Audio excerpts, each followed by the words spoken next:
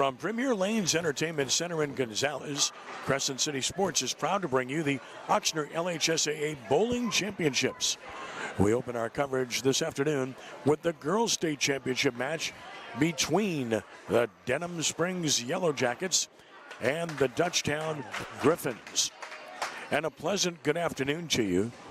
Ken Trahan of CrescentCitySports.com along with Lenny Van Gilder of Crescent City Sports. So glad that you have joined us here this afternoon. The first of two championship matches to take place here this afternoon here at CrescentCitySports.com. We are blessed and very happy and thankful to be back for another year of bringing you the best of bowling in Louisiana and to once again have the webcast of the state championship matches. Our thanks go out immediately to Eddie Bonine and his entire staff for the LHSAA for trusting in us and allowing us to be here to present this to you.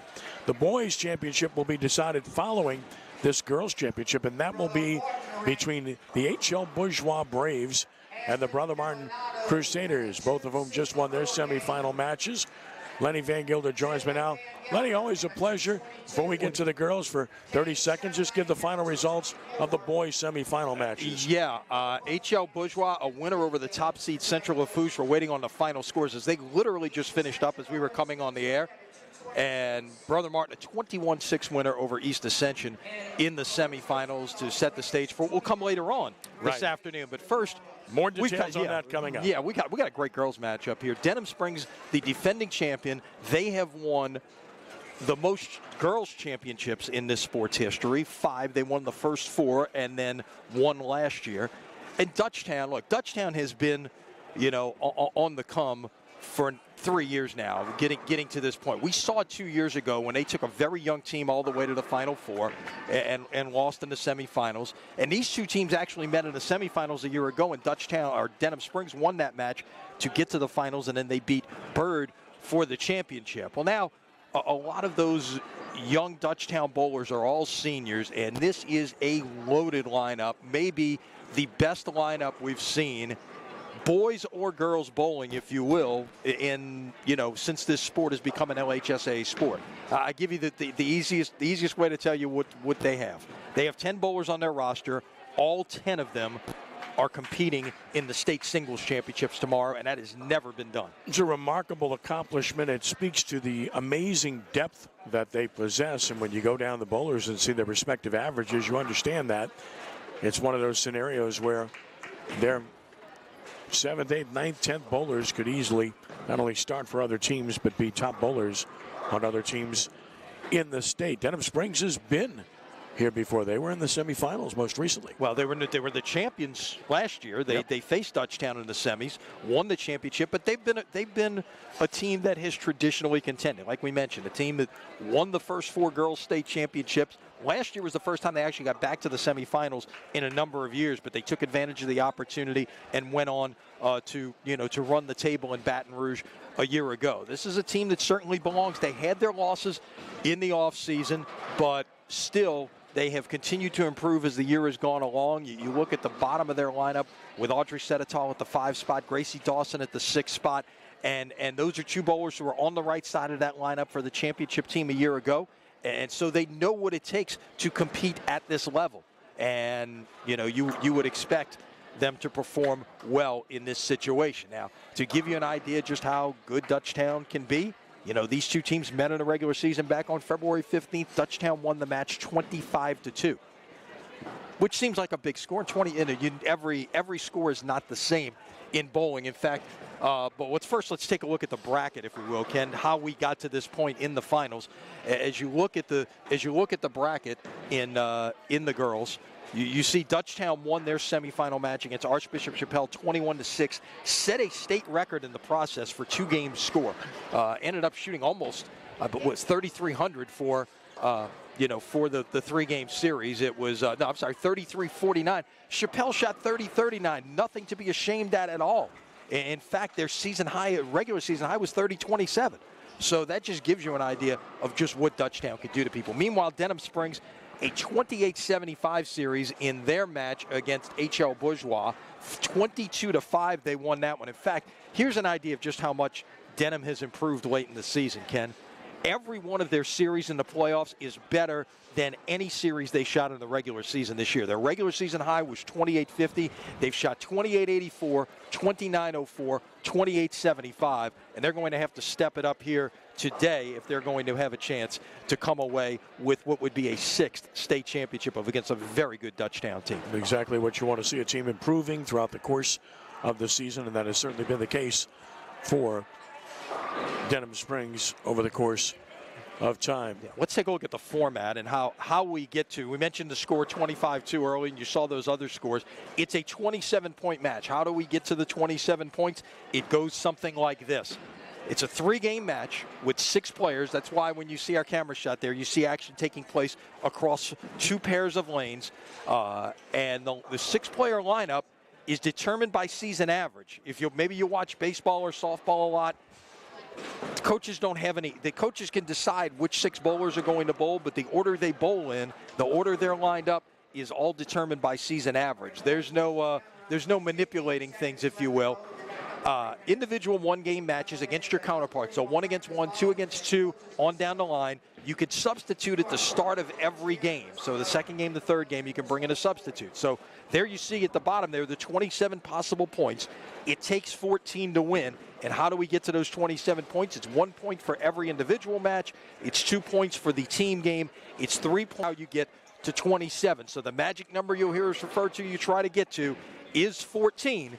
And that is your way to do it through through winning individual matches, through winning team total pins, and it gives you a great chance if you can win total pins in the match, no matter how the individual matches come out, of still taking the match. It's rare that a team wins the team total and doesn't win the match when it's all said and done. So we'll see how this one shakes out. Again, on paper, Dutchtown is a clear favorite, but as we find out so many times in these matches, it's not always the team that is the favorite that comes out on top in these things.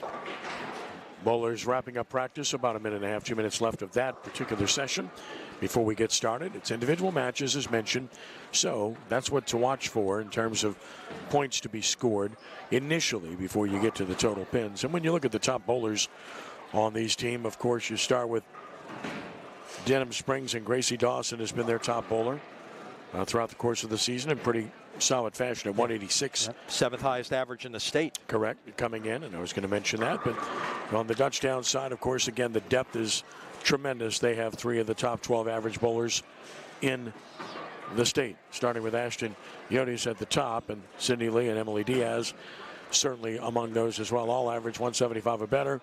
And Yoch's average is 199, so nearly a 200 average there. Right, and that ranks number 3 in the state. And to give you an idea, Yoch's has been in that number 6 spot, for several years now for Dutchtown, and she is headed to Nebraska to continue her career. She's not only an outstanding athlete, but an outstanding student who's got a perfect 4.0 GPA as well. She'll be honored tomorrow when we see so many times those awards presented for the all-academic team. We'll see her getting recognized tomorrow for that. But first, there is things to be done on the lanes. No question about that here at Premier Lanes in Gonzales as we get set for the start. Practice continuing, but nearly done here as they're about to hold it up here and set them ready for play here in the championship match. And again, we are so glad you're with us. I want to thank Todd for being here this afternoon. Todd Whittington doing yeoman duty before. Yeah, we always bring out Todd for the bowling championships, it seems like, and he does a great job. He likes being in the air conditioning. There you go. There you go. There you go. And he'll be back with us tomorrow.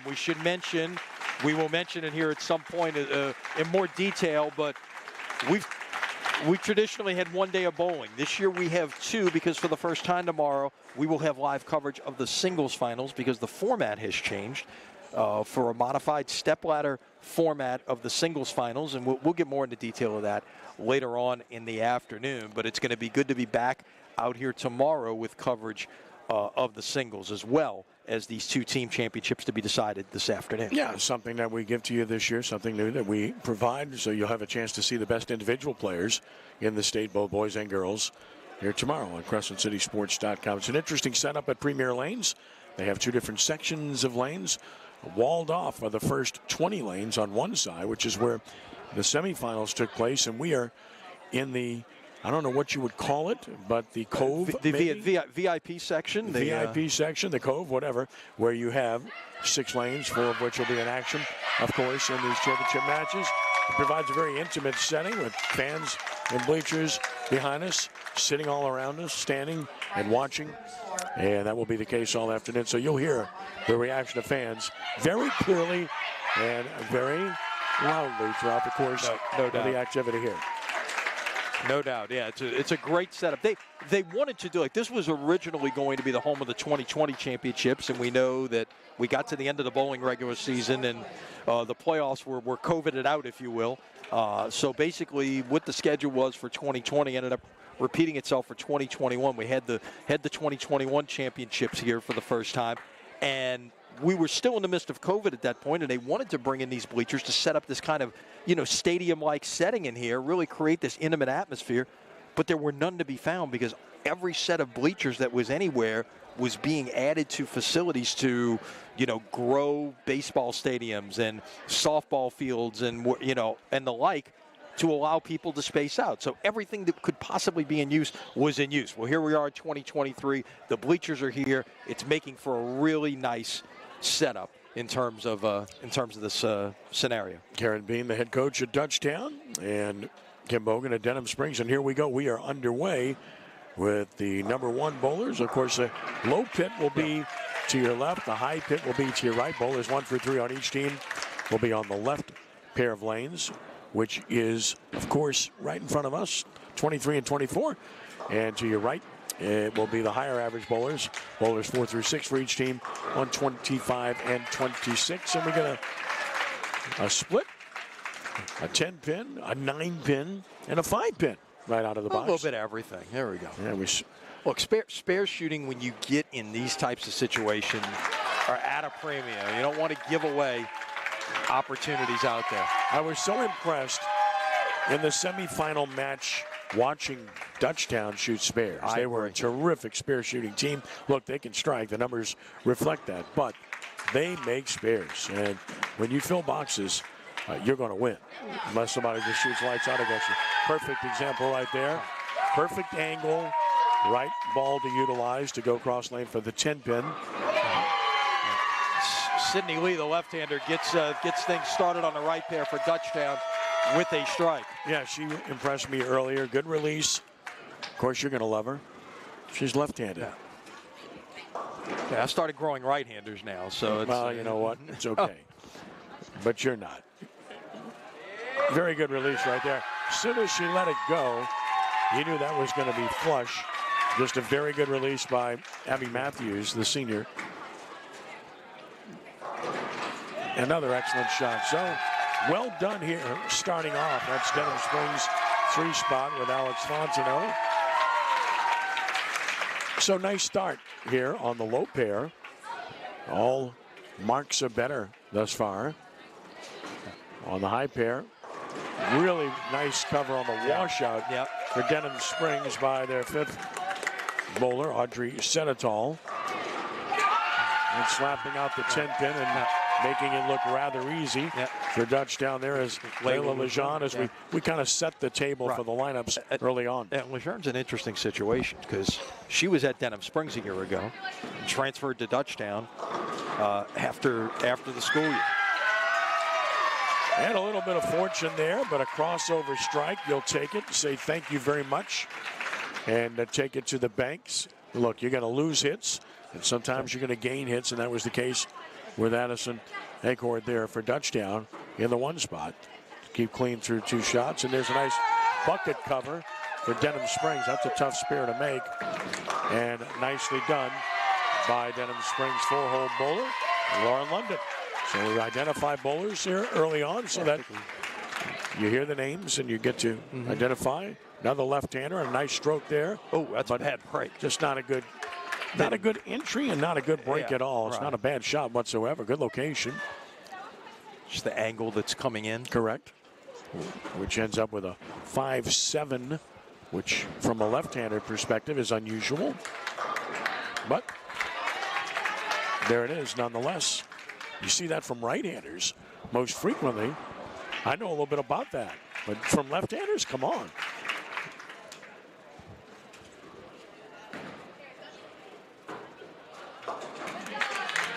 Second shot was flush. Would have been a good first ball, but she'll bounce back from that. Good location as mentioned on the first shot. You know, when you find the 1-2 pocket from the left side and you don't carry, it's either about your release or about your angle, one of the two. You don't want to do much in the way of adjustment. A really good shot here, and a 7-pin, just no luck. Again, a very good shot. It's one of those sports, as we've said many times, where you can do the perfect thing execution-wise and not get the perfect result. And that was a clear indication of that from Peyton Willard. Made an excellent shot and stoned the 7-pin.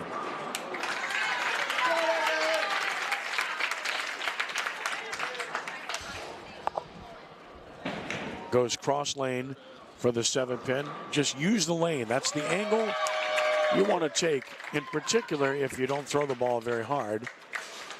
Players that have more velocity will use a little bit more of the center of the lane to shoot cross lane spares, but there's a swish strike. Really good entry again. Ripped out really the 5-pin, impressive with her earlier, Sydney Lee. She's off to a very good start. And just a sophomore, so look forward to watching her compete for 2 years to come. Chappelle team, which Dutchtown eliminated in the semifinals, has no seniors. How about that? So they'll be very good. Yep. They're 5 and 6 are both sophomores, so not only coming back, but coming back for 2 years. That's Liz Hamilton and Olivia Barras.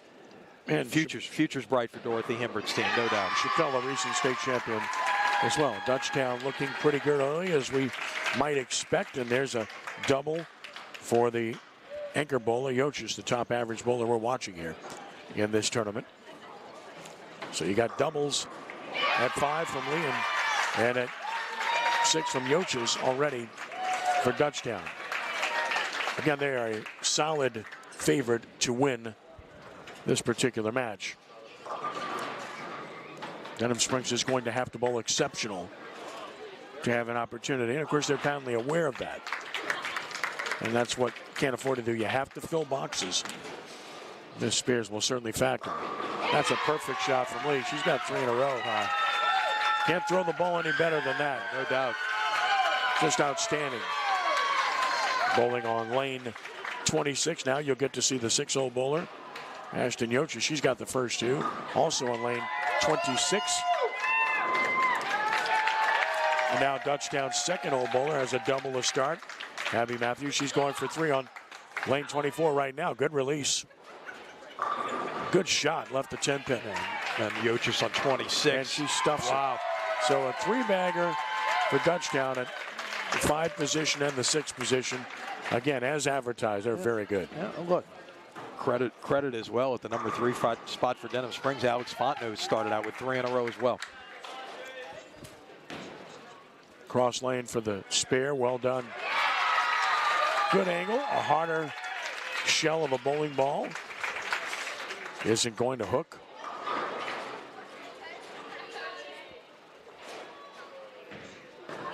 Another 10-pin conversion, well done there by the Yellow Jackets in the 5 position.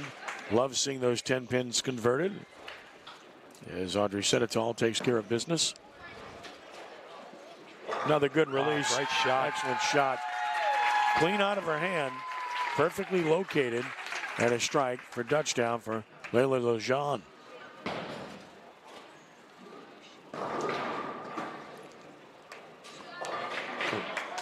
That was a tough cover with 5 pins. Yeah, exactly. So early on here, and we'll get you the totals. Dutchtown certainly with the edge. Crossover double wood here, which will not be an easy cover for Melanie Nichols of Denham Springs. Good shot here. Shaker 7-pin. Well located on lane 23. 25 and 26. My man, wrong area. 25, 26.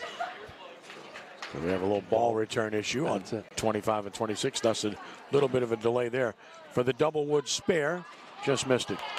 That's a hard cover, especially on the arm side. And when you leave, the right-handers leave a 2-8, or the left-hander leaves a 3-9. At least you've got a little bit of room on the lane to be able to operate to make that. But trying to cover that, the other way around, it's a harder conversion. Rare miss spare for Dutchtown just now. They've missed 2 in a row, which is unusual. Of course, the first one was extremely difficult to make, as we alluded to, the 5-pin spare to try to make, not the 5-pin, but 5 pins plural. To clarify that, as mentioned, got a little delay on 25 and 26 right now with ball return issues.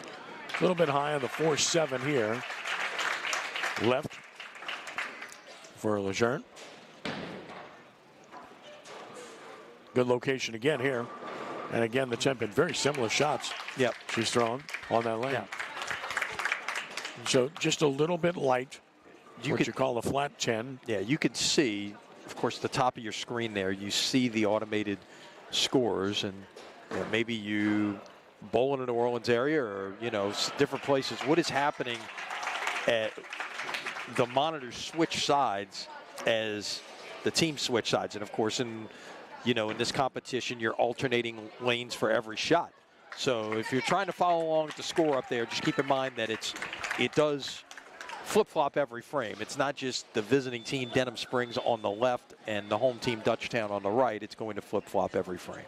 And when you see the screens with the scores watching us, and you see some of the greatest PBA bowlers in the world throwing shots, that's in between what transpires. If somebody makes a strike, they'll show, I don't know, name somebody. Pete Weber, Sean Rash, E.J. Tackett, Jason Belmonte, Sean Rash, Anthony Simonson. So that you'll see any of these guys throwing strikes, or even some of the greats of the not-so-distant past, like Walter Ray Williams or Brian Voss or others. I've seen all of them on there. Yep. Brings back some memories. Yeah, speaking of major week in the PBA, the USBC Masters going on in outside of Detroit, now in Park, Michigan. And congratulations to Justin Veach from Kenner. His wife Haley is the head coach at Tulane. Yep. And Justin qualified 17th, made the cut. Did lose his first round match. You mentioned Sean Rash. Tough draw. Look at you. It's all it's all about it's all about who you face on what lanes and everything else in the Masters, because it's a 64-man double elimination bracket, and of course everything is seeded, but still it's all about who you face. And just a tough opening draw for Justin, so he'll have to try to climb his way out of the losing. Oh, that's a heck of a spare. Yes, that's a very difficult cover for Denham Springs. Peyton Willard, that is a difficult spare when you're talking about the 4-5-7. I don't know that I ever made that spare. I mean, that is a hard cover. Yeah, You've got to fit it perfectly to make that. What I mean by that is you can get it in between and still leave the 7. No doubt. Yeah, if the 4, you can make the 4-5, and depending on how the 4 comes off the wall, taking out the 7-pin. There's a perfect shot for Denham Springs, flush from Alex Fontenot to record the strike. Nice cover on the 10-pin.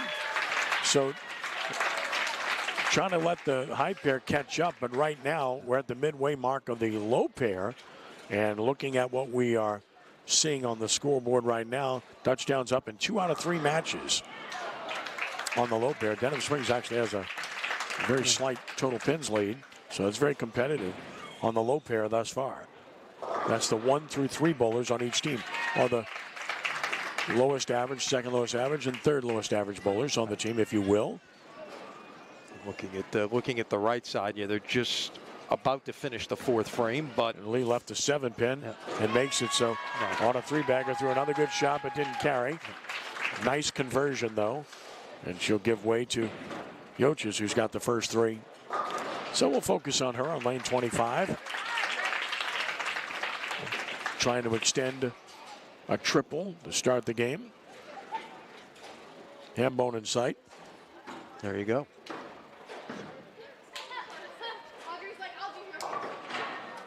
You want to explain bowling terminology? Oh yeah, well, it's a ham bone. Ham bone became popular when Rob Stone was started anchoring the PBA telecast, and just pulled that one out of nowhere, and it kind of stuck, you know. Roaches, good release, good location. Oh my. Oh wow, that's high pocket and left the 410. That's just a bad break, folks.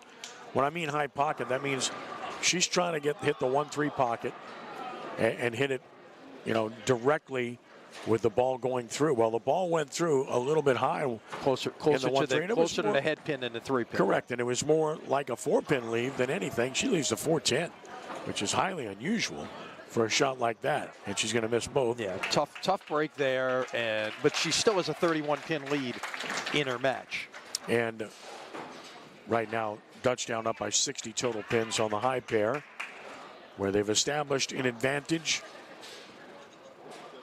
As I mentioned, a low pair, very competitive early on. Denham Springs does have the lead in one of the 3 matches on the high pair at the 4 spot as we speak. Though they haven't reached the halfway mark yet, so it's still a little bit early. We don't want to get into prognosticating just yet. And we're not a decision desk, and we're not declaring winners. No, yet. The big thing from Denham's perspective, I think, is this: don't lose this match in the first game.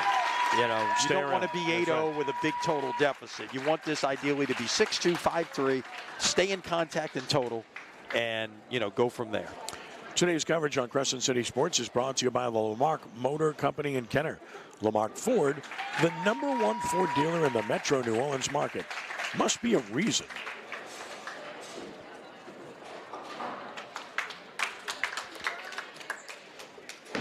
Thanks to Ronnie Lamarck and his entire team at the Lamarck Motor Company for their support of high school sports here in Crescent City Sports. You know, I want to give a shout out to Ronnie Lamarck Jr. is doing a great job with trucks, and Kevin Hawkins the same. To our great friend Ray Hoffman, who's in charge of pretty much everything there in business. I know John Cunningham's a big bowling fan. You think he's John watching? John Cunningham is he's a great bowler, and he loves this, and he was all excited about the fact that we would be here today. He was really excited when he found out you were going down to home into his territory to go watch some of the regional action. John's a great guy, terrific. And look, so many good people there. Jimmy Rucker, want to say hi to Jeff Prechter, Jenny Mitchell, a living miracle right now. The whole bunch, and Jason Pastor, everyone that does such a great job with the Lamarck Ford, Lamarck Lincoln, and the Lamarck Motor Company. Nice spare, cross lane again. If you had a chance to see that just now on 23, it's all about the angle when you go cross lane. You want to create angle, let the lane take care of the ball to get it where it needs to go. Use the correct angle like this, but didn't give it enough room. Yep. But what I mean by that is she stood far left on the lane, standing really on about the 33rd, 34th board, and trying to get to about the 6th or 7th board cross lane, but didn't quite get it there. It was a little bit inside of her target and didn't get it to the 10 pin. It's a phobia about shooting corner pins when you're not an accomplished player, and you gain confidence in that when you learn how to play the game properly, and you also learn how to utilize equipment properly, because most good bowlers use a different ball to shoot cross lane than their strike ball. And in some cases, they use a different ball to shoot all spares, not just the ones on their arm side. You know, like a right-hander might shoot a 6-pin or a 10-pin, something like that. Some will use it just to try to go straight at everything. And depending on lane conditions, you get a lane condition that is very aggressive. That's something that can be a positive. Outstanding shot on lane 25 by Audrey Senetal for Denham Springs.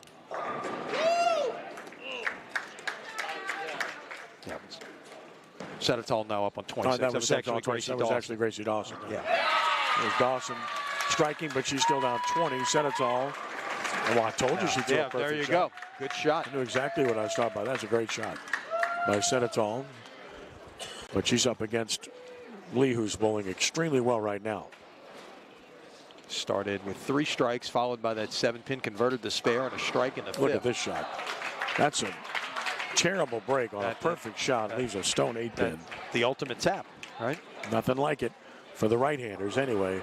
Similar with the left-handers with the 9-pin. And there's a light hit that carries. Good roll and a little fortune. But when you locate it well, not unlike baseball, if you locate the pitch well, sometimes you'll get a call. You locate the ball well, even if it's not perfect, sometimes you'll get a strike.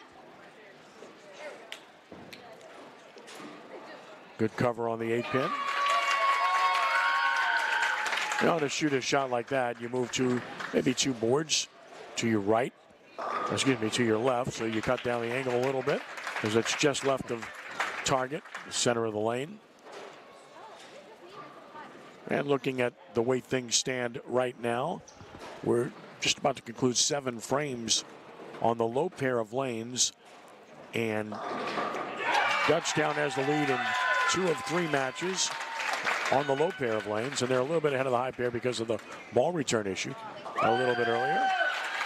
On the high pair of lanes right now, dead even in the 1 match. Dutchtown's up at 2, and the 3rd match, Dutchtown's up by 10. So competitive early on. As you mentioned, for Denham Springs, it's all about sticking around and giving itself a chance. Well, and look, when you're a team like Dutchtown, okay, they lost in the regular, or not the entire season, I believe it was 27 points. The whole season. 20. Think about that, okay? They lost 10 in 1 match, 17-10 to Chappelle when they faced Chappelle in the regular season, and then they lost, what, it was 6 today, okay? But basically, outside of the 2 matches with Chappelle, on average, they're winning 25-2, okay? So if you push a team, and all of a sudden they're feeling the pressure a little bit, what is going to happen? You don't know. That's, you know, you see that sometimes, and it's, look, pressure's a funny thing, okay? There's nothing wrong with making a bad shot under pressure once in a while, okay? And it's something special when teams and people are able to step up in pressure situations and make shots. Just saw a bunch of good shots. Melanie Nichols, Ashton Yoches with a really good shot as well. Sydney Lee has been rolling now up on 26. Emily Diaz with a good shot. Here's Lee on 26. A little wide. Kill that one right away. What I meant by that is she probably missed target by a board and a half, 2 boards wide. To the left of her target. You miss left, or right-handers miss right. You're going to see shots like what she left there. The 3-5-6-9, otherwise known in bowling parlance as the bucket. And very difficult to cover. Angle has to be almost perfect, or you got to cross over and be fortunate. It's a good release here. Yeah, it's fast 8. Ooh, couldn't quite cover that. Yeah, a little wide again for Lee. Still has the lead in her match. Denham Springs can cut into that here and maybe give itself a chance. In the 5 spot with the double. If Senatol can step up and throw one like she threw in the last frame. Yeah, and all of a sudden, if she does throw one here, she's got a chance to cut this to 15 pins, and that was a big lead. Good shot. Perfect. As soon as she let it go. And people say, well, how do you know? Well, we know the game pretty well. When you see bowlers, you see their releases, and you see their location, you got a pretty good idea when the ball leaves her hand. Bad break there. Nichols, she's located the ball well frequently in this game, but she hasn't had any luck. She's on a 130 pace right now, and she's really bowled better than that. Just hasn't had any fortune. That's an open frame there, and that opens up the 3 spot. Is a very close match now. We're in LSU country. We could talk about good fortune. Like Coach Bertman used to always love to talk about, but the game of baseball is something, you got to have good fortune. Good cover right there. On the really good job. She's bowled better than her score, Nichols has. And a missed spare there. That hurt because Denham Springs had a chance in the 6 spot to climb right there. Yeah, Yochis with an open. Correct. And that would have, a mark there would have given Denham the lead at 6. Spares are so important, as I've said continuously. Fill boxes. First of all, give yourself something that you can make, like on 24, a spare you can clearly make, a 3-pin, and then, of course, make the spare. It's tough when you're leaving 3 pins or more. It's tough when you leave double wood. 1-pin spares, definitely 2-pin spares, depending on location. Not as hard to make. Here's one on 26 and missed. So we're seeing a few spares getting away right now. And then that one crept back. Yeah, I didn't know on that shot on lane 24 right there. A little soft enough to get well, there, it was the roll made it look like it was going to go right, but all of a sudden it broke into a roll and managed to get back up and get the 3-pin out. Beautiful strike here, just well executed and for Denham Springs. Yeah, Fontenot needed that in a big way there after a couple of opens. She did. Put yourself back in good position there to win her match. Virtually there in that regard. So Denham Springs will certainly get out of this with at least a point. Hoping for more. Griffins have other ideas. Nice cover on the 10th pin. Yeah, you look at the scores as we get late in the 9th frame here on the low pair or the left-hand pair, and Dutchtown is up at 1, up at 2. Denham Springs has a slight lead of 2 pins at 3. It's an 18-pin margin at number 1.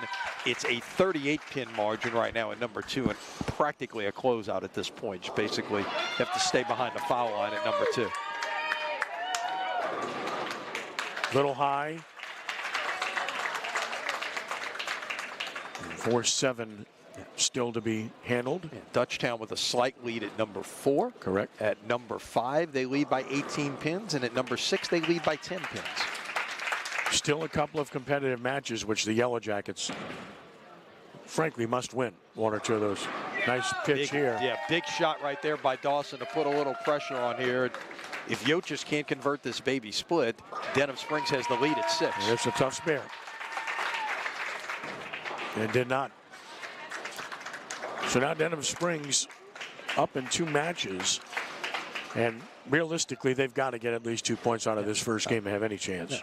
And if you find a way, you always look for ways in this situation late in games to try to steal a point somewhere if you can. On either side. And again, I've been impressed with Nichols. Yep. She's only in the 140s, but she's been in play the whole game and hasn't had any breaks at all. We talk about stealing it. Here's a chance right here. It's a tough 2-4-5 spare on 23.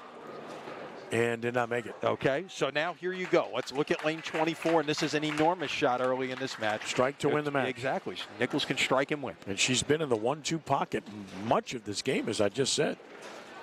Watch her release. You'll know right away. She's located well. That could be a little high. Oh, my. Could not trip the 6. Yeah, she made a good shot, and that's going to be a win for Dutchtown by 3 or 4 pins in the 1 spot. Again, Nichols bowled that kind of game. That's the most frustrating thing about this game. Had the ball in play the whole time, and she's only going to come out of this with a 148. She bowled better than that. Those opens early. She had 68 in the 6th, 4 open frames. Finally got it going right in the last 4 frames.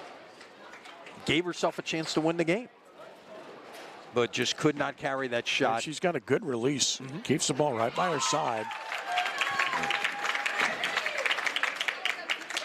I think for her average, she looks a lot better than that to me.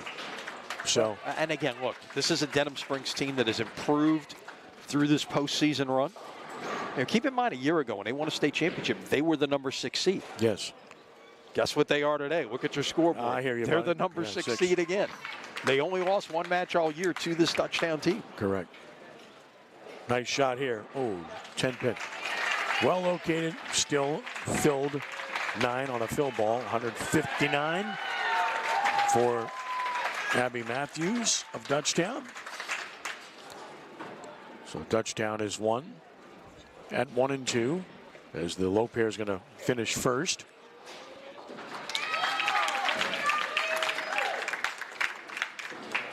And again, when you have splits like we saw in 25, the idea is to get pins. Yes. You don't want to lose pin count. Nice strike here. That's important. That's a big shot. Strike. Yeah, it's a 2-pin match right now when we get to Fontenot at number 3, as this will be the fill ball for Peyton Willard at 2.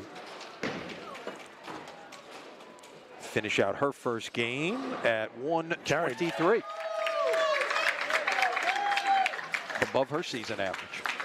So here you go. This is the biggest shot on this left-hand pair thus far that would give Denham Springs a chance to win this point.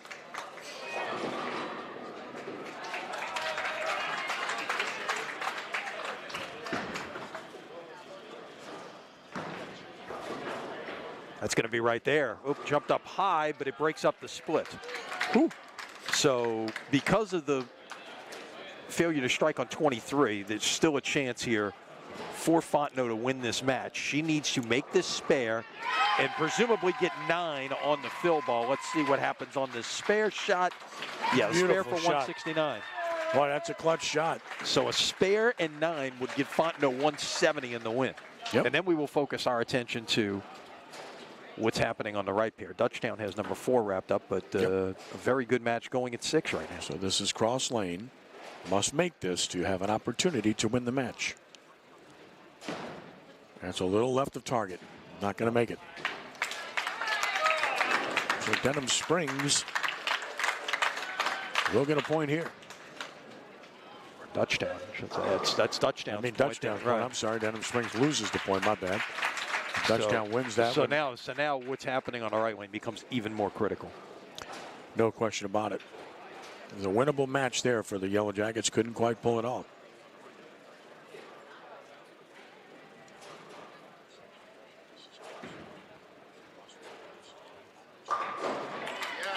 So Dutchtown sweeps the low pit in competitive matches. It was only a 51-pin difference between the two teams.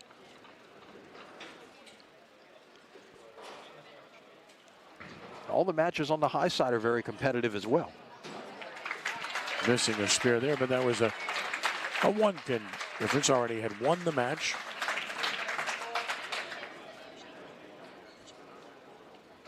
Chance for a 177 for Setatal with a strike. Oh, she got 5 count. That'll be 172, which is right at her season average. That's good. 172, by the way, easily good enough to qualify for singles tomorrow. They've got their 3 top bowlers all in singles. Dawson, Setatal, and London are all qualified. The cut on the girls' side was an average of 149. On the boys' side, it was 177. Unable to converge, so 187 game for Sydney Lee. A nice great shot right there by Gracie Dawson. I think that might close out the match. Yeah, really impressive. Puts her at least, she needs one more. She puts her in the 180s, and she needs at least one more, depending on what happens here at Dutchtown in the 6th spot for Yochis. Yeah, Yochis can take it out for 188. Put pressure on her if she can throw the first 2. Was not going to do so, so that's going to be a win for Denham Springs. So they will get out of here with a point in game 1. But Dutchtown in command. Nice shot here. Split the rack. So impressive performance by Gracie Dawson. Yochis with a subpar game. You'll see her bowl better than that moving forward. And Dawson punches out. How about that? 5-bagger for Dawson to close out. Shoots 199. And thus we have a 7-1 victory in game 1 for the Dutchtown Griffins. A 7-1 win in game 1 for Dutchtown over Denham Springs. That's a substantive lead. Keep in mind, you need 14 points to win the match. So Dutchtown is halfway home after one game of this championship match. And we look at total pins, 51. And actually, Denham Springs won the high pair. They did. 496, 489. So total pins are going to be 44. Correct. Going into the second game. It was 968 for Dutchtown, if I'm doing my math right.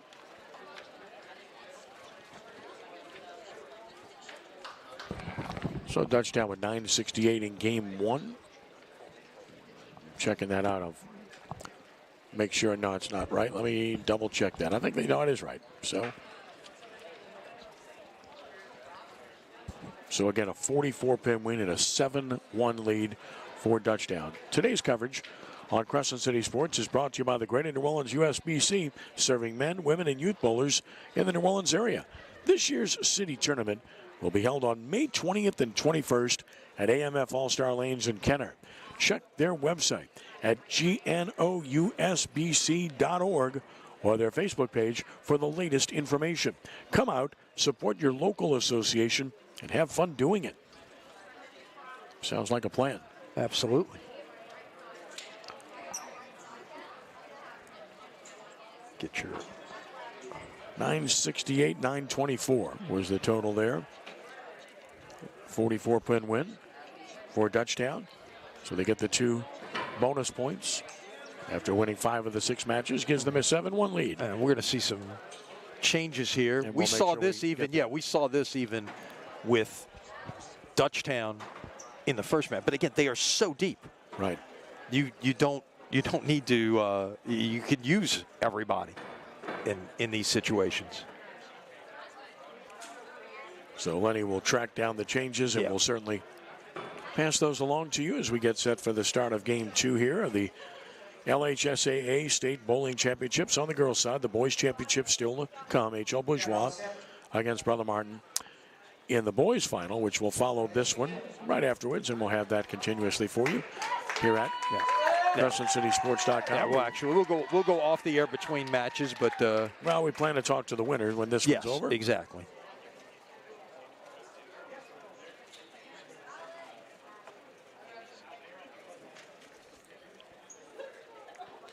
So we'll get the changes as soon as we can. Nichols opens it up for Denham Springs in Game 2. A little wide, and that's tough.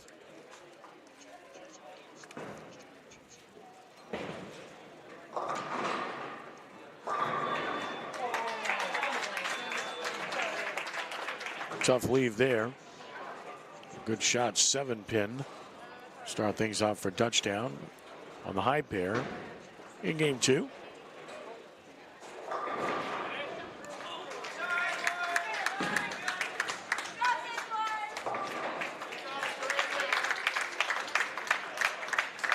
Obviously a very difficult cover, trying to shoot the split.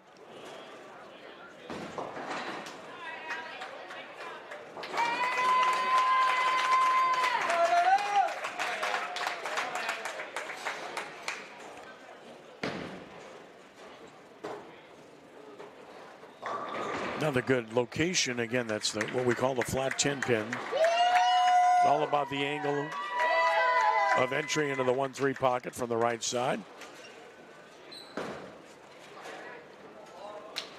A little bit behind the head pin to 1-3. There's a trip 6 for Sidney Lee. Got the trip, got a little help there from the 10. 6 goes out. A missed spear here. And again, as Lenny alluded to in Game 1, what you want to watch is if Denham Springs can hang early, if they can hang in the first 5 frames, then it's going to become interesting. If Dutchtown can get out to a solid lead early, it will be extremely difficult for Denham Springs to make up ground and possibly come back and win the game. They have to be able to stick with them early on. And thus far, it's a good start for Dutchtown. And the good thing about that first game is the pin margin is only 44. So if you can find a way to get that's minimal 3 or 4 of the 6, then yeah, that can change. That could change a lot. No question.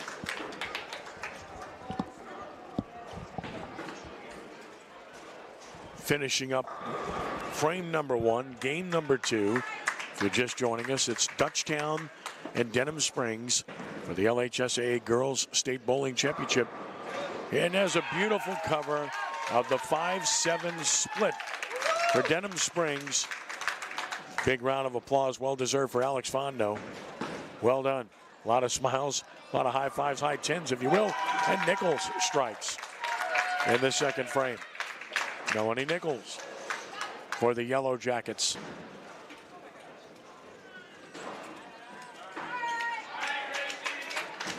And a new bowler for Dutchtown. We'll get the changes for you and make sure you we can identify these bowlers for you with the changes that the Griffins have made here in game 2. Let's first of all apologize because we had a mistake there in the first game. It's Serenity Eli bowling at number 1 for Denham Springs, not Melanie Nichols. That's our mistake. Well, that makes a big difference. Yeah, all credit to Serenity and how she was bowling. So it's the same lineup for Denham. Dutchtown's lineup has Allison Olivia at 1, Addison Lejeune, the freshman, coming in at 2. Abby Matthews is at 3 now. Layla Lejeune at 4. Emily Diaz comes out, and it's still Sydney Lee and Ashton Yochis at 5 and 6. So it's. I'm going to have to borrow your sheet there and change that, man. So again, all credit, apologies to Serenity Eli, who did a great job. The game 1 shot well above her average and fell just short of winning the match. She's 39 pins above her average. That's Serenity Eli for Denham Springs. Yeah, just in the scramble of matches ending and matches starting here, it was it was continuous. It was right away. Exactly. Yeah, literally the boys' second semifinal ended right as we were coming on the air. That quickly. So we're looking at Allison Olivier and Addison Lejeune, new bowlers for Dutchtown in game 2. With the depth that they possess. No doubt. And look, Allison Olivia can bowl for any team in Louisiana, but she happens to have the 10th highest average right now on this team. Yeah, I was very impressed with her game, what I saw this summer, at some of the different tournaments.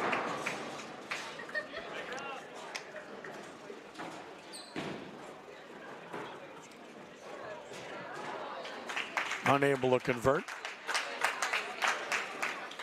So Dutchtown with a couple of open frames at 1 and 2 with Olivia and Lejeune.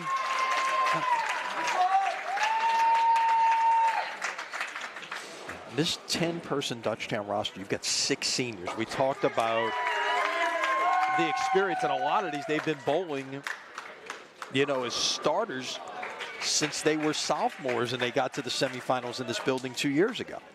Matthews, well-delivered shot, left the 10-pin. Looking for the double there, could not get it. And another 10-pin leave just now for Dutchtown by Yochis. 7 opens in the first 2 frames for Denham Springs is not the formula we wanted to see, I believe.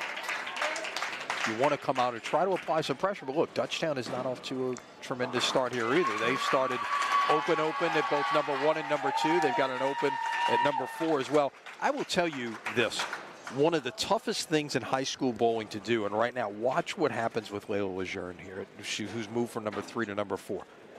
Okay, you move when your lineup changes. You move from the left-hand pair to the right-hand pair, and there are no practice balls between games. Now, the bowlers who entered the lineup were practicing on another pair, and they got to be ready to come in. But you didn't have the chance to suddenly go over to the right-hand pair and get any practice balls in.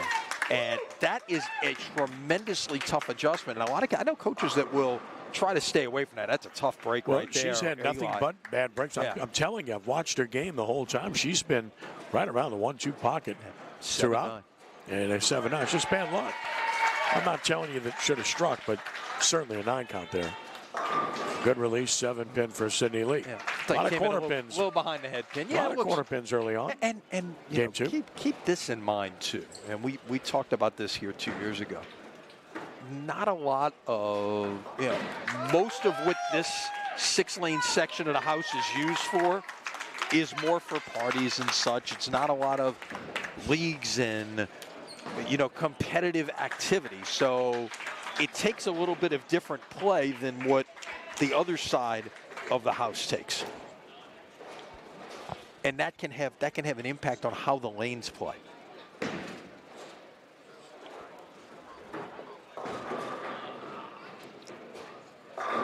Beautiful shot and a strike for Denham Springs in the 5 position here. Game 2, that's Audrey Senatol.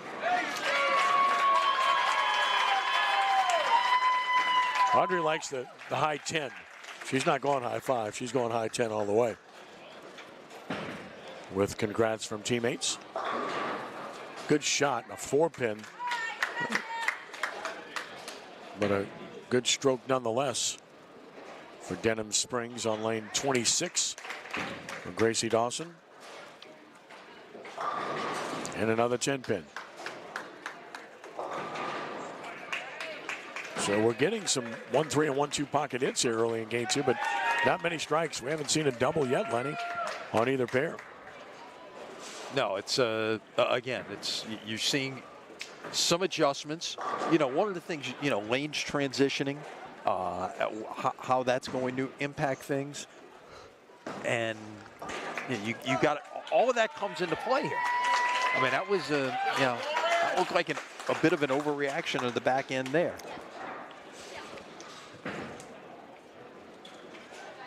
A little wide on 26.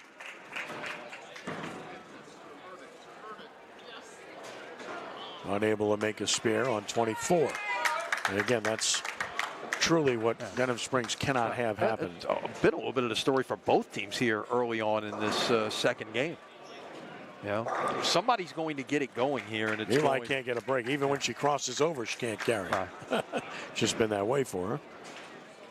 But in play throughout. Getting a look at the #1 bowler for Dutchtown in game number 2, Allison Olivier. Missed the pocket right, must convert here, a tough spare because you've got double wood involved. The 1-2-8. Eli can't convert. You want to try to get spares. you want to try to get all 3 of these with the ball here. That's got to travel. Oh, got the break. Yep, the head pin took out the 8. Shaker 10 pin for Lee. We've seen a bunch of corner pins in this game here. Strikes are a rarity. And there's one. Got the 7 pin out for Denham Springs. And #2 and Peyton Willard, the freshman. You're getting a chance, you know. You look at this Denham Springs lineup. You've got 1 senior in Setitol, and the rest are, you know, you do have 3 juniors. You got a sophomore and a freshman in there, and you know, only one other senior on the team. So this is a team that is set up to be very good again next year. Look, the team to watch next year, in my mind, as you look ahead to 2024, is going to be Chappelle. Yes. No seniors. It's funny at the outset. When the girls were being introduced, you know, Bruce Himbert, the Brother Martin coach, was leading the opening prayer. Before he did, he asked the seniors to step forward, and every team had seniors except for Chappelle. So that tells you something there, that they've got an entire roster coming back next year. And a lot of bowlers who have just started bowling. You see that surprisingly a lot at this level. At bowlers who just start to bowl and make very fast improvements. We'll see that in the boys championship match with Jack Nunez of Brother Martin, who didn't use a senior who did not start bowling until earlier this year, and he's made his way into the starting lineup. Gabby Matthews with a crossover strike. Not how you draw it up, but effective nonetheless. We get to the 5th frame. We'll give you some match updates and totals of this one thus far. Neither team shooting all that well thus far in this game.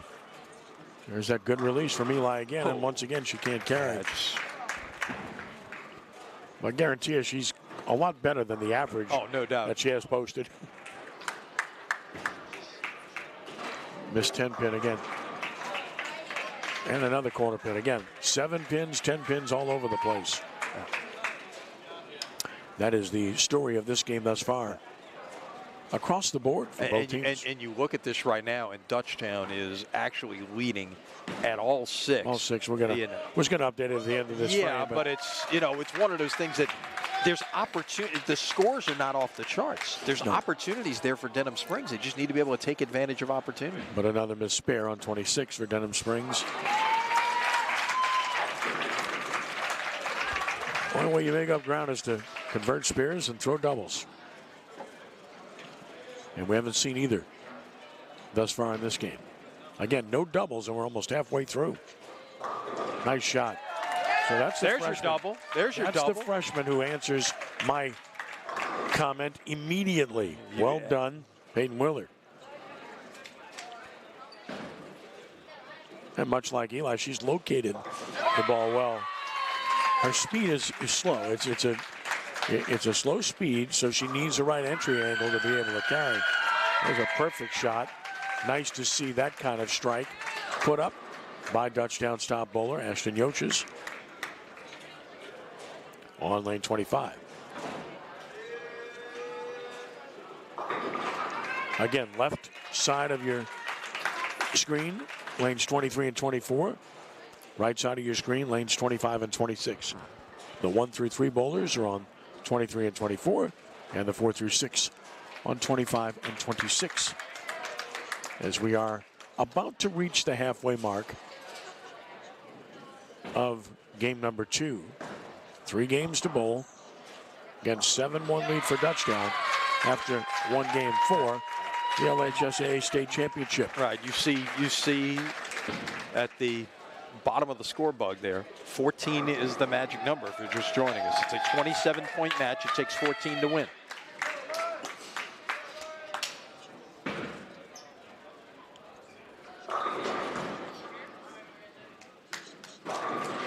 And look at this break for Eli. Goodness gracious. 6-7. Wow. Yep. A good shot right there by Perfect Olivia. shot by Olivia. Best shot she's made. As we round out the 5th frame with a 10-pin conversion for the Yellow Jackets by Dawson. We take a look now at where we're at. Low pit, Dutchtown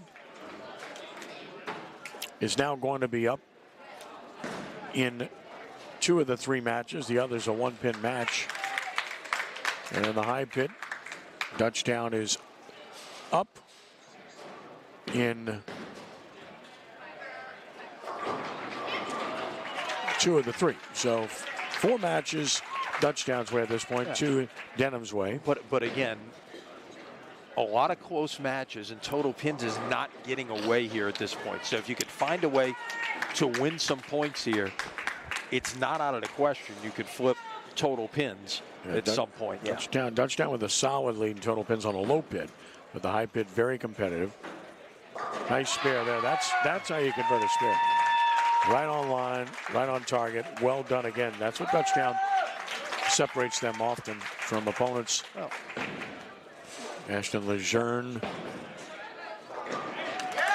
Nice cover here. And for Denham Springs, out of the 2-hole by Willett. The analogy I often use, Ken, when people want to know about high school bowling, if they compare it to another high school sport, is cross country. And while it's scored differently, obviously the point is this. The deepest team is most often the best team, just as it is in cross country, because that you've got to get 5 scorers across the finish line to be able to get your team score in. And that's what, that gives Dutchtown a tremendous advantage over the competition, is the depth of their lineup, with all 10 bowlers averaging at least 159 on the season. Anybody, you go to your bench and go run people out there, and you're going to be putting people in. We saw that for so many years of, with Brother Martin's teams, where they qualified 9 different bowlers for the state championship each of the last 2 years. So, this Dutchtown team qualifying all 10. And that is often the deciding factor. You can, you can get to the finish line in a lot of different ways, but at the end of the day, the deepest team is most often the best. We arrive at frame number 7 of game number 2. This one moving along slowly because we haven't seen many strikes. Exactly. When games go quickly, it's because you have a lot of strikes. We haven't seen that here in game 2. As alluded to, we've had just the 1 double, I think, on total on either pair up until now, because there's a double from Roaches, who threw a perfect shot. So both times I've said that, somebody's doubled. Yeah. So maybe I should say that more often. Let's see, right now, for instance. Yeah. No. I tried. They got it out, couldn't get back. Gave it my best shot. But a chance, if she can pick this up, that she would have a 20-pin lead in her match.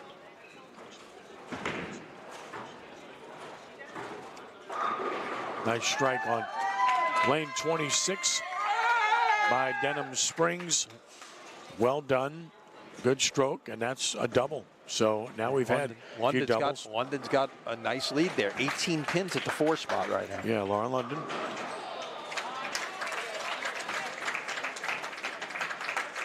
Incidentally, when it comes to bowling, wanted to mention this at some point today. Might as well mention it now. If you go to CrescentCitySports.com, you may have seen the story a couple of weeks ago. If not, you can go revisit it. We lost a guy that was really influential in bowling in the greater New Orleans area. And, of course, a 3-time PBA champion in Jay Robinson. Just a few weeks ago, passing away. Jay was a tremendous ambassador, a great teacher, and really lifted the sport while he was in the New Orleans market at 2 different bowling centers during his nearly 6 years that he spent in the marketplace. Really appreciated Jay's superb individual. He's one of my favorite bowlers, too, by the way. So, great guy. Nice shot here in a 10-pin. But again, location is good. Don't want to change much when you're able to get the ball to the 1-3 pocket, as we just saw. And Alex Fontenot.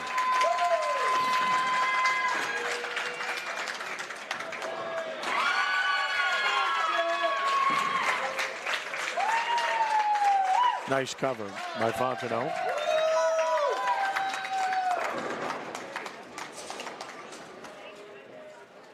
As we get toward the 8th frame now, start to get more focused in on the individual matches as to what the possibilities are. Still some matches in play. There's a perfect strike. Extremely well delivered.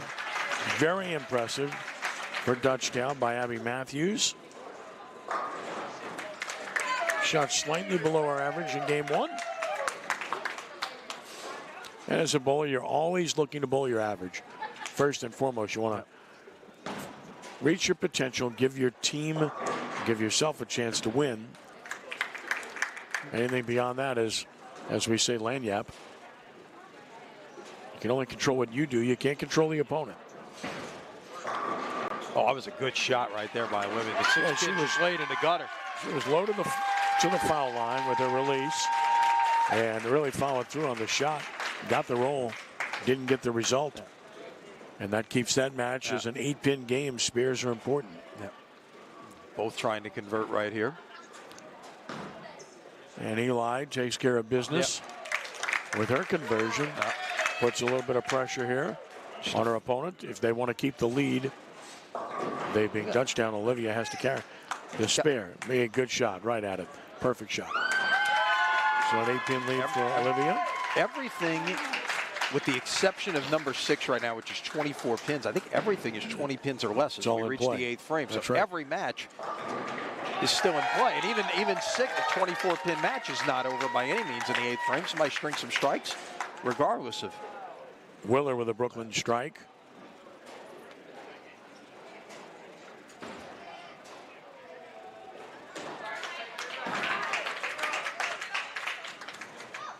And what an answer, but oh my.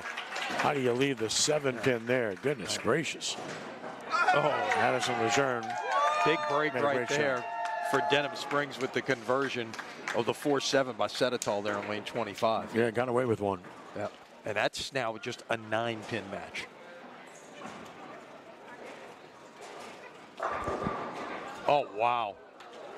Just with a blowout 7-10. That's lousy. 5-pin drove through in front of the 7 and didn't touch anything, and then the 10-pin stood as well. Nice conversion of the 7-pin. Big shot by Lejeune to keep an 11-pin lead. Big shot for Dawson right here to carry, and now all of a sudden she's in the match. She's in the match. Watch the bottom of your screen right here. Watch the celebration here. Watch the handshakes. Yeah, it's high tens right like here. I told you. No. Here we go. It's going to keep watch. There you go. It's See, high boom, tens. boom, boom, boom. Okay. I can't keep up with all of that. Yeah. Yeah, they're way beyond the high five. Okay. When you and I were teammates, I was lucky to get like I mean, there were no fist bumps back then. No. But yeah, it was like good shot. That was about it. Yeah. No, it was more like, not bad. Not bad for a left-hander. How did that happen? Oh, that's right. You're left-handed. Yeah, that's right. what happened. Yeah. That's how it happened. So, opportunities presenting themselves here for Denham. You just see a missed baby split on lane 24. Now look at the big split that's left on 25. And all of a sudden, that was a slight lead. That's got a chance to be a much bigger lead for London and Denham Springs at 4. And it's a 9-pin match Providing at she 5. can convert the 5-pin. Right, a 9-pin match at 5, an 11-pin match at 6. Pretty good shot, but chops it. Boy, it's a 6 out, and that's a lot of pin count that's lost right there because that was on a strike. So that effectively, like, you know, not getting 3 there and only getting 1 turns, that becomes 4 pins of lost pin count. And London's got the spare, so she is up by 23. in great shape to win that match. She would just need 8 or 9 count in the 10th frame for a shot. Olivia blowout 10-pin, really good shot by Lee. Can't get it. She's still leading in her match. Yeah, 9 and 9 out at number 1 would win for Denham Springs as a 4 spot.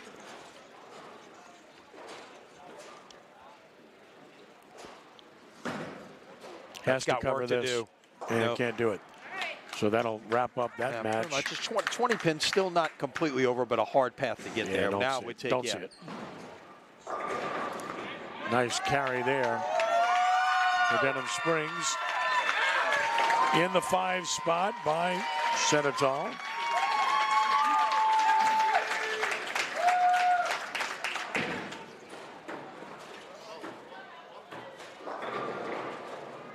Four-pin. Yeah, and again, that match at number 5 will go down to the 10th. Remains a 9-pin match, and a big shot here for Dawson. Wide. Light, yep. Could have made it a 1-pin match with a strike right Needed there. that, yep. Roach is trying to solidify the lead, but she's wide.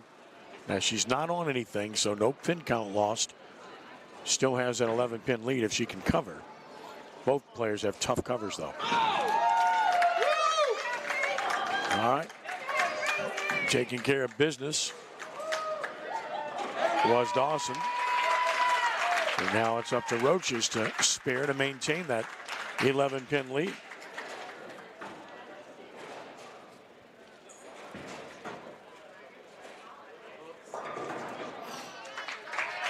And did not. So now it's effectively a tie game. Yeah.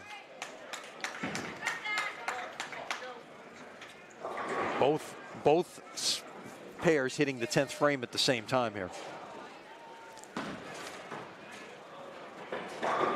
Oh, wow. A break. Got it. A break there for Eli. But I tell you what, yeah, the messenger, but it's, you know, keeps her alive in the match. Barely, but still alive if she can strike again. There's the ultimate chop right there. That does that match in. Yeah, so that's a 25-pin lead now. Correct. And a chop bucket on 26.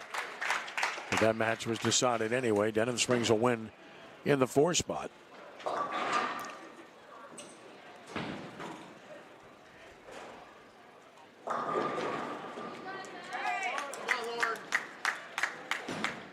So London's going to get the win. It's just a matter of what the final score is here. Lee slaps out the 7-pin. And that was important to try to solidify her lead, which was 9 pins.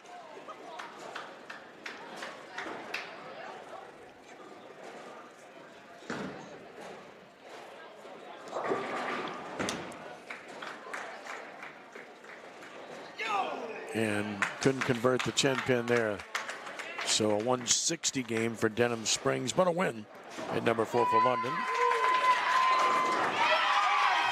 Lee strikes again, so she that's huge. Puts herself in great shape now.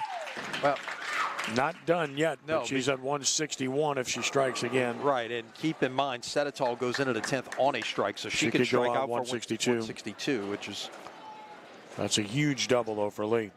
Good follow-through here by Olivia. A little wide. And shoots 142. And Senetal strikes. So she puts the pressure on. Oh, that's a big pin fill. Striking out is Lee. Yep. That pin count's important. Yeah, now she... They're watching lane 25, but Senetal needs 2 more strikes to win by a pin. Yep. You have no leeway. Has to strike both times. Solid 7-pin. Boy, that hurts.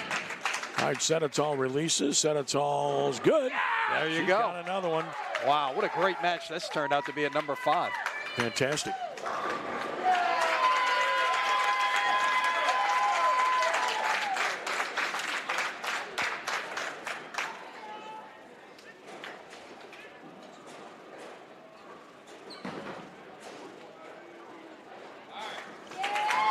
Good spear cover. Here we go for the win. Needs a strike. Good release. Oh, my. We get a tie. Couldn't have thrown it any better. A great finish by Senatol nonetheless. So you get that rare tie. Half a point each. She laughs about it. Gotta love it.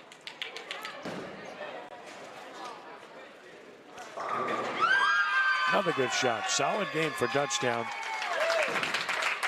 And number 2, Lejeune.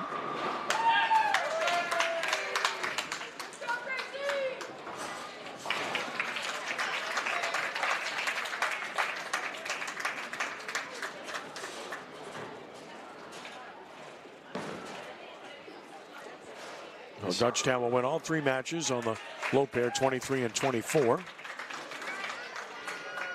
And we got a chance at another tie or maybe a strike to win right here. Oh, my. Now she needs a spare to tie. Has to spare to tie. That was crossover, but it was a perfect crossover hit. That's a stone 10-pin the opposite way. Must spare to tie the match. Well, get the fractions out of the score here if she makes it. And made it. How about that? You get a tie at 5 and a tie at 6. No, ties are rare to begin with. Very rare. Yeah. But then you get 2. You get 2 in a row. Just don't see that. 184 matching 184 games.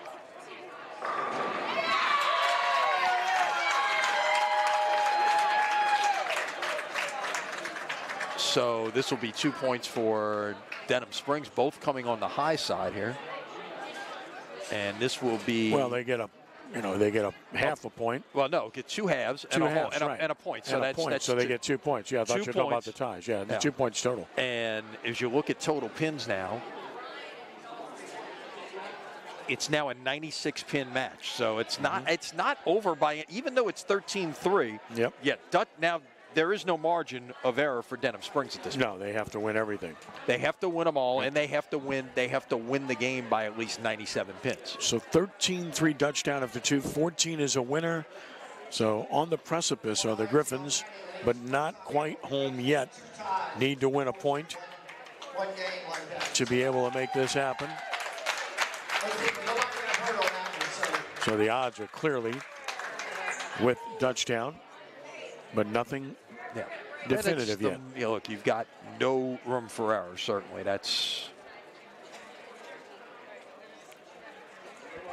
And we'll see if there are any changes to be made from a lineup perspective. Getting set for game 3. Pertaining to high school sports, which is what we champion at CrescentCitySports.com. Remind you to check our website for upcoming webcasts of baseball games. We have some coming up that you definitely want to check out, but we also encourage you. Softball, a lot of sports too. going on. We're working on that right now to get things done as early as next week once we're done with the bowling here. So we look forward to that. Of course, all you need to do is go to CrescentCitySports.com daily to be able to obtain that information.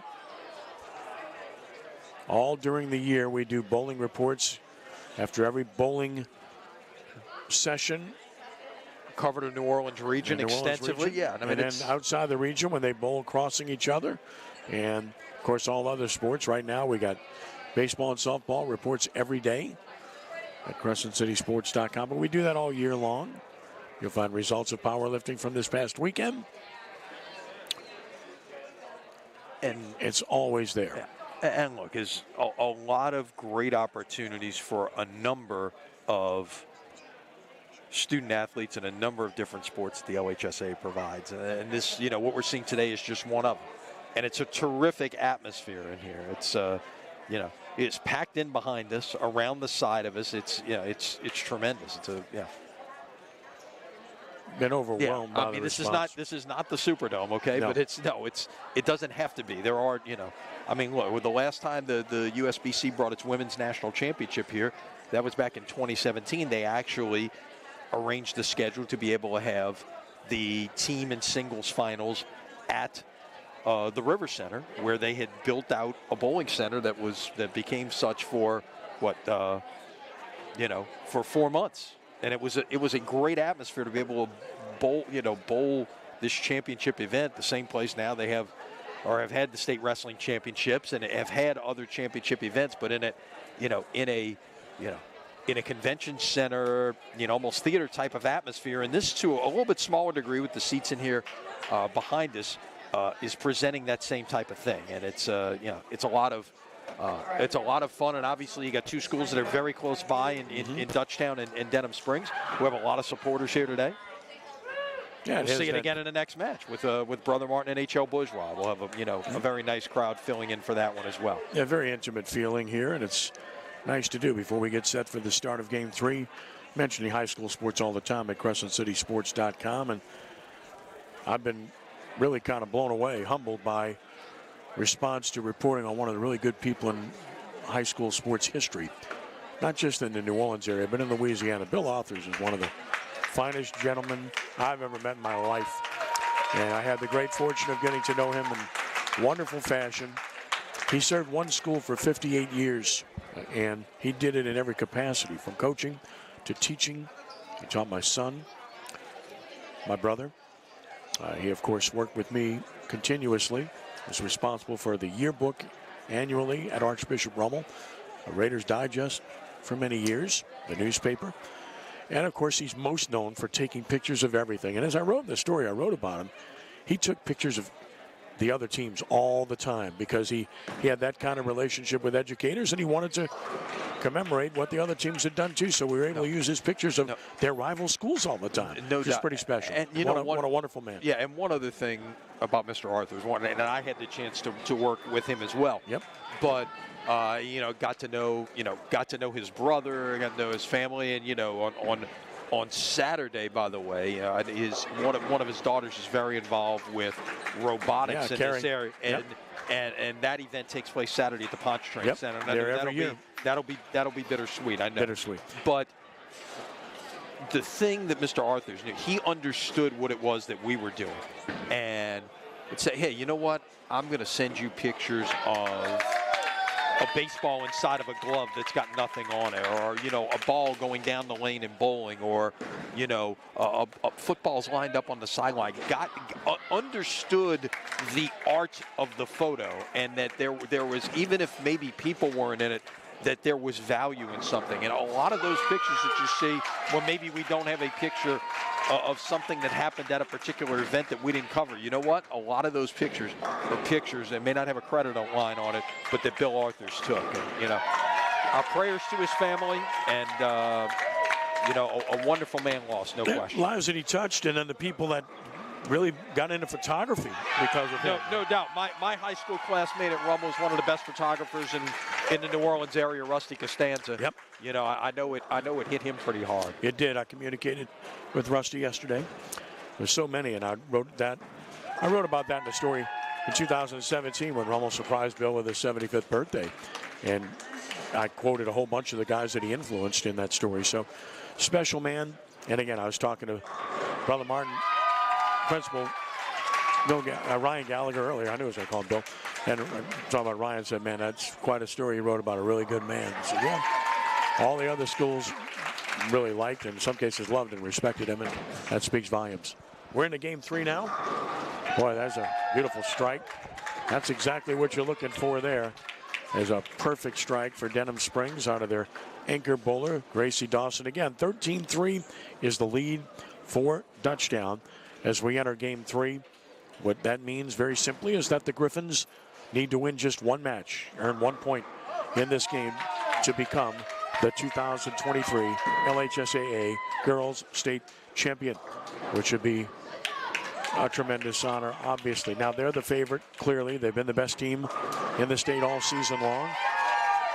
But that also comes with challenges because you're a target on a consistent basis of others, and certainly that's the case here. But they've held up extremely well throughout the course of the playoffs and even here today. They've just been dominant with everything they've been able to do.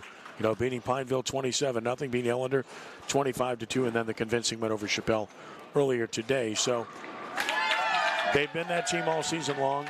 They certainly look like that team right now, with just 1 point to achieve to win the championship as we're underway and into the second frame in Game 2. And unlike Game 3, I should say, unlike Game 2, we're seeing strikes here early in Game 3. So coming out of the box a little bit hotter. There's another great shot by Senetal. So she continues to throw the ball well. Remember, she finished last game with a flourish. Nearly struck out to win, but forged a tie. Again, we had 2 tie games That's in the second game, which doesn't happen. Senetal with a double to start the third game. Just as I'm sitting there adding a feature to put the Dawson, Gracie Dawson, right? Not Senetal, but Gracie Dawson. Sitting there fixing a feature to make sure that we can put a fraction on our score on the screen, and just that quickly you get another tie. So took care of that. Yeah. Good release. That's just wow! What a great shot by Ashton Yoches. Smooth release, clean as a whistle. You can't even hear it. Yeah. Sending the ball down, makes a perfect shot, leaves the 8-pin. Again, you do the perfect thing, you don't get the perfect result in this game. It happens that way in this game frequently. This becomes, at a certain level, once you reach a certain level of being a good bowler, it becomes a mental game. You have to be able to withstand not carrying and getting bad breaks and staying strong mentally. And then how do you handle it? Do you have the confidence just to stick with what it is that you're doing? Do you think, there's a lot of things start coming into play there, okay? Am I coming in at an angle that I don't like? Maybe I need to make a ball change. Yeah, and there's, look, you know, in the day when you and I were bowling, maybe we show up at the bowling center with 3 balls at the most, maybe 2 different strike balls and something to shoot spares with. Well, these kids, they're showing up in here. You know, we are surrounded by bowling bags right now. Okay, yeah, literally surrounded by bowling bags. You know, I know a lot of these kids show up in here with 2 triple ball bags. They've got 6 balls that they're bringing to events. This is true. Equipment everywhere. Literally. And keep in mind, as soon as this match is over, they'll wheel this equipment out of here, and you'll have 20 more bowlers wheeling in equipment. A great shot by the #1 in this match for Dutchtown. That's Addison Lejeune. She's a freshman. Okay, you've actually got a freshman and 2 sophomores in the lineup for Dutchtown in this last match. Or the last game. And Addison Lejeune, Addison Acord's a sophomore, Sydney Lee's a sophomore. They are the future for this Dutchtown program. We mentioned they've got, you know, they've built towards this day. They've got 6 seniors on their roster. But for them to be able to carry on, those 3, you know, look, obviously they're good enough to be qualified in singles. Now you got to you know, fill in some depth behind them, and we've seen other teams do it. Look, get a Brother Martin team with 6 seniors a year ago that has made it back to a state championship match coming up in just a few minutes once this one's over. Addison Acord bowling here in Game 3. The 4-7 cross lane, very well done. Takes care of business. Bowling in her family, and it's, look, we've all been around bowling families. Addison's grandfather was the longtime president of the Louisiana USBC. Having lunch with my friend Greg Gibson 2 days ago, said, "You going to do the bowling?" She, yes. So, do you know this guy? And when I turned around, the guy grabbed me and ended up talking to me for 15 minutes and said, "Man, I wish I could be there. Make sure you tell Lenny hello." It's our buddy Darren Martino. So, oh, there you go. And he was here earlier, and I'm sure he will be back. Yep. And Darren's son, if he wasn't here for the first match, I bet he's here for the second one. You know, and got in. You know, you talk about a lot of those seniors on the team 2 years ago in this center, and Darren got in for the last game, and bowled a big last game, his last his last game, his last team match. Great way to go out. Well, that's another example of the sport. Bowl with Dad and watch the Sun Bowl now. So yeah, exactly. A lot of sports like that are legacies. This sport very much has that aspect attached to it, maybe more so than most. Participation used to be gigantic in this sport. You know, throughout Louisiana, we're in what would be considered the Baton Rouge market in Ascension Parish. Right. This is part of, the teams that compete here are in the Baton Rouge region. What I was getting at was that they used to have several bowling centers here. Yep. And they don't anymore. Yeah. I mean, you're down to 1 in Baton Rouge instead of 3. When I was growing up, there were 13 in New Orleans. We're down to 3. Correct. This is a relatively new facility, about, I believe, 10, 12 years old. Yeah. And it's magnificent, okay? But you know what? It's the future of the sport. Correct. You've got full entertainment. Yeah, you've got a game room that is second to none. You've got a theater on the other side of Correct. that. It's you get the multifaceted experience. Right, trying to capture everybody to do more than one thing on a given day or night, and it's a wise move. All about the entertainment aspect and to get people more interested in the game. Nice strike by Roaches, is off to a good start, and now looking for a 4-bagger. Here's Dawson. Perfect shot, slapped out to 10. So both anchor bowlers bowling extremely well here in Game 3.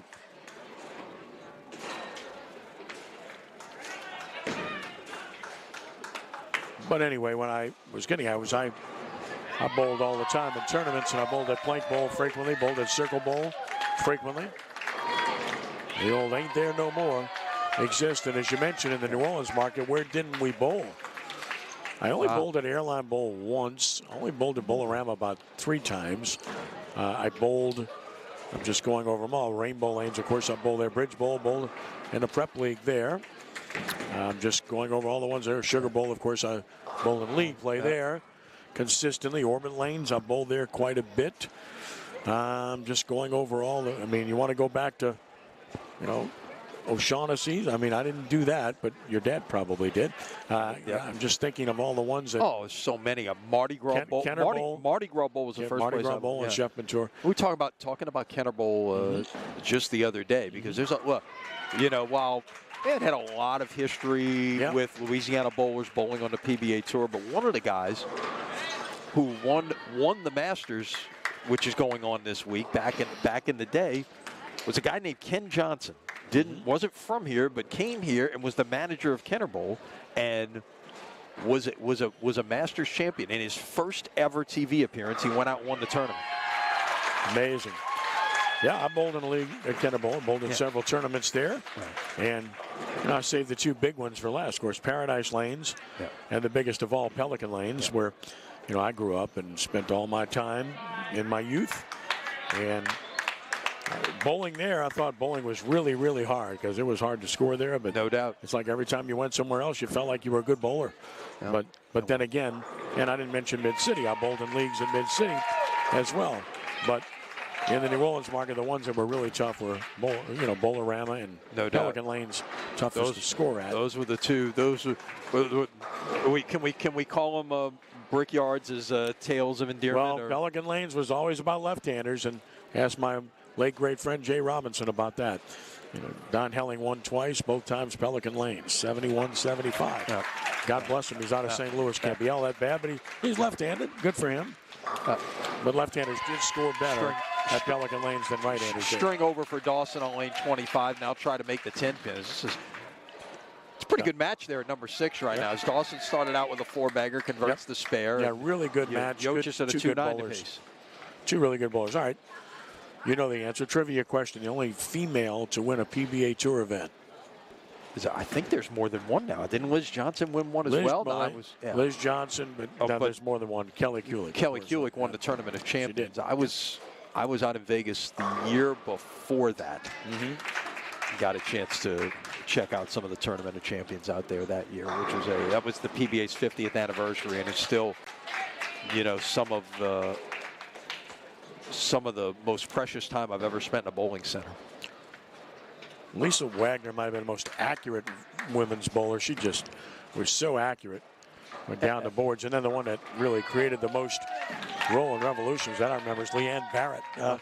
And look, too, you know, the thing that I like right now, and spin it back forward to what we're talking about here, is a lot of these pros, current and former, are very engaged in the junior game and trying to grow the sport. You know, you've got former pros that are running the Storm Youth Championships that was just in Baton Rouge 2 weekends ago.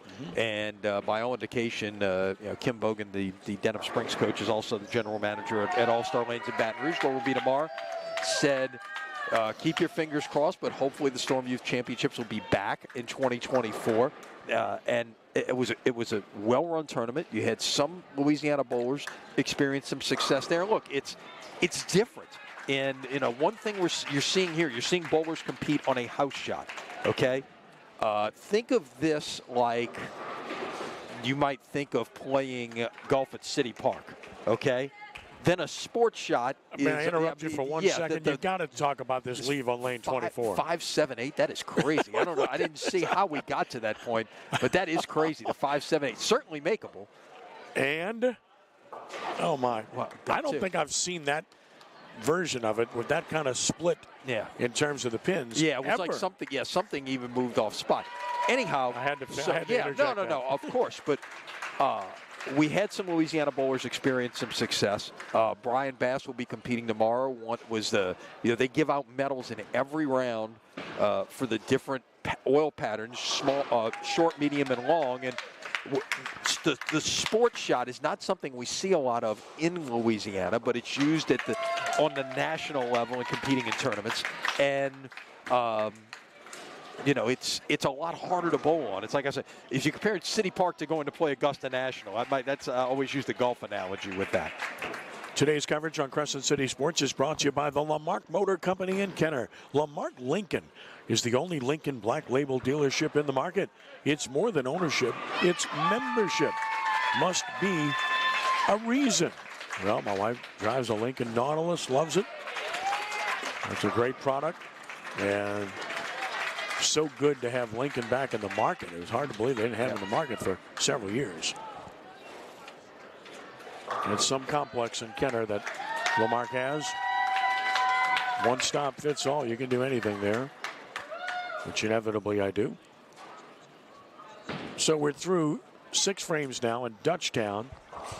Of course, in great shape to put this one away. They're up on the low pair in 2 of 3 matches as we speak, and on the high pair, Denham Springs has actually had in all 3 matches. Denham Springs has competed well. They're not going to win this championship, it would appear, but they've competed well, distinguished themselves well against a, for lack of a better word, a juggernaut. Well, and I think the folks from Dutchtown would tell you they're not bowling their best match, okay? But that when you've got A, the depth, and B, the firepower, that if you're a little bit off of your game, it's still good enough to win against a team that's obviously good enough to have run the bracket and get all the way to the finals on the other side of the bracket. Well, Major League Baseball season opens anew. What a surprise. Aaron Judge hit the first home run of the Major League season. There you go. Sure, my buddy Michael Green's a little happy about that.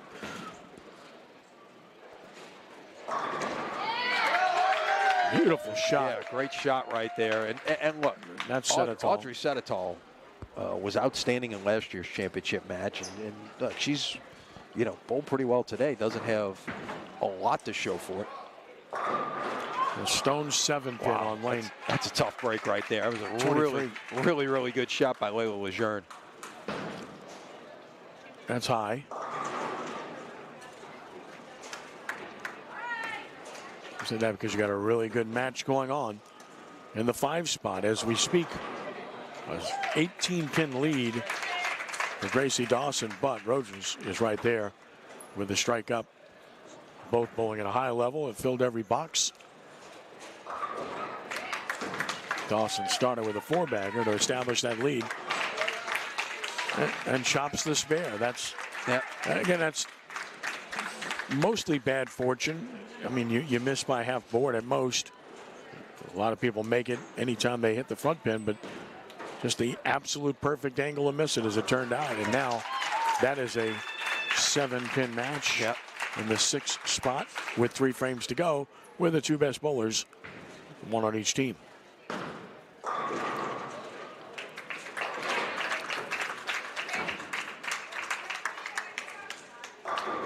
Slapped out the 10-pin. That means you threw the ball well. When you see it happen on lane 26 just now, you get that half pocket entry and you need help, and you get the 10-pin slapped out, and she got just that. So Setitol continues to bowl well. She's got a triple now. Got a 217 pace right now. And winning her match at the moment. Nice cover of the 10-pin here. Well directed, well done.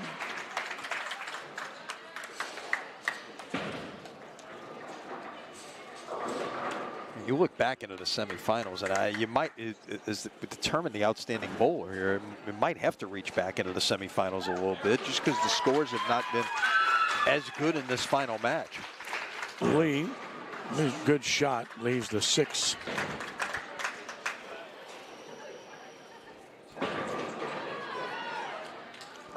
Double wood conversion. That's nicely done by Gracie Dawson, and she needed that with Roaches coming back at her strong.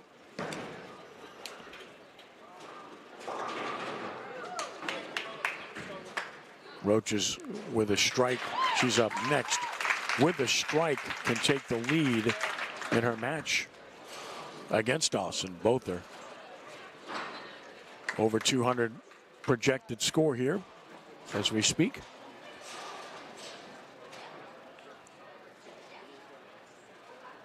And no one averaging 200 of these bowlers. Roach is the closest at 199.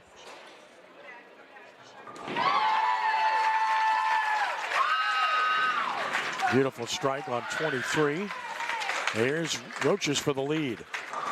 Solid 10-pin. What an excellent shot that was by Roaches, and she just didn't carry the 10, so she's still down 7 if she makes the spare. But you can't fault that execution.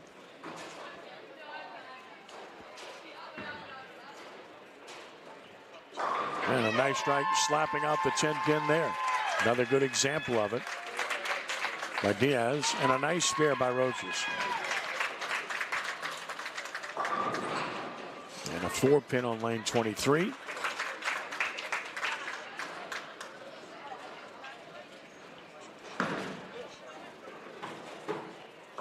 And a 10-pin on 24. And a 7-pin on 26. Familiar theme. Corner, corner, corner.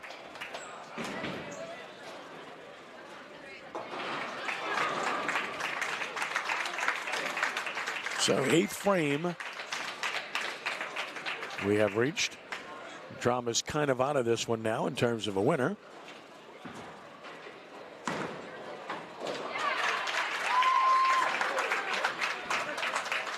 Dutchtown is in command in the 1 spot on the low pit, in command in the 2 spot, in command, well, not in command, but with a slight lead in the 3 spot. Denham Springs up in the 4 spot. No, I mean Dutchtown up in the 4 spot, pardon me. Denham Springs up in the 5 spot and in the 6 spot. So Dutchtown up in 4 matches, Denham Springs in 2 as we speak. Roaches, well, she left a solid 10 last time. She strikes here, is going to keep the pressure on Dawson. And that's really the match to watch right now, because both are bowling excellent games and it's a close game. And a really good shot here, but a 10-pin by Setitol on that 3-bagger. That stops her streak. Good angle to make the 10-pin, perfectly done. On 24. And another 10-pin on lane 26.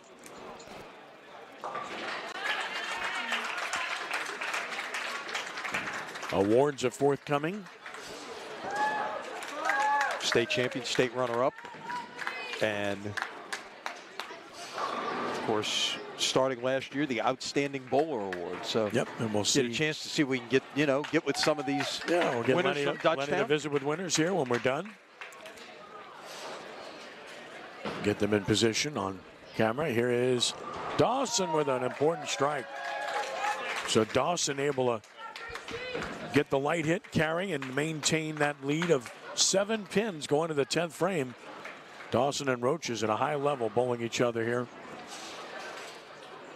Both are impressive. I really like their games, and the results are certainly here in Game 3 for each of those 5 bowlers.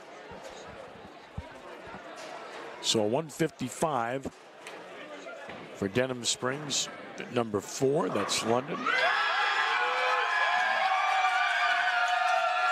That'll be a double for Dutchtown in the 4 spot. Emily Diaz. Yep. And if that's a clincher, that's I guess that's the 14th point. If there was doubt, there is no doubt. She had it before that shot anyway. Yeah, but she had to stay behind the foul. Right, that match was over. Yeah. But punctuation mark. Now trying to strike for a 200 game. Good shot. Yeah. There you go. So she needs a 9 count for 200.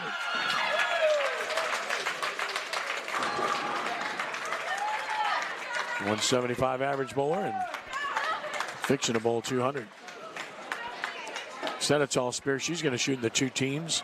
I mean, Denham Springs bowl very well in this game, and again, just the opponent's just too much. Oh, look, they're going to perhaps beat Dutchtown on a high side. Yeah, but again, close to it. Deep, They might deep teams like Dutchtown, where they're going to beat you, where they're going to win matches, is on the low side, and that's where they have really created separation here today. 201 for Diaz. Nice job, Emily.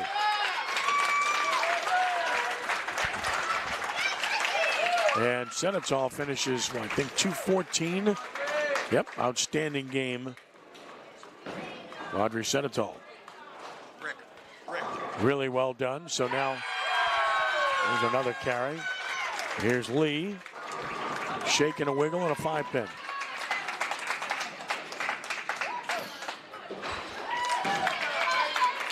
Big shot here. Got it. Well done. Just good bowling on the high pit by both teams here in the 3rd game. And this is high-level stuff. Gracie Dawson with a big strike. She can put it away with 1 more. A match with Roaches.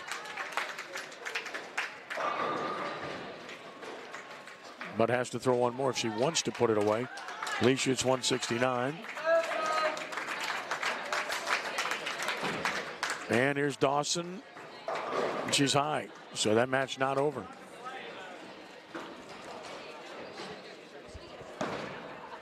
Slightly ajar is the door for Roaches. Roaches can win with the double in the 10th, and guess what? Yep. She got the first one.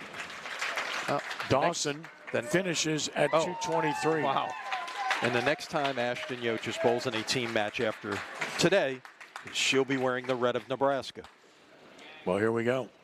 Can she finish this with a strike? Yep. She win the needs match. this one to win her match. I mean, Gracie Dawson shot 223, and she's in jeopardy of losing her match. This is for the match. Roaches delivers. Got it wide. Here it comes. Got it. Got it. Great shot. She needs a 6 count to win. Well, and look, that is what really good bowlers do, is they will get up when they have to make shots, and they make shots to win matches. This is over. We've documented that, but still, competitors are going to still do what it is that they can. Calmly wiping the ball off as she does after every shot.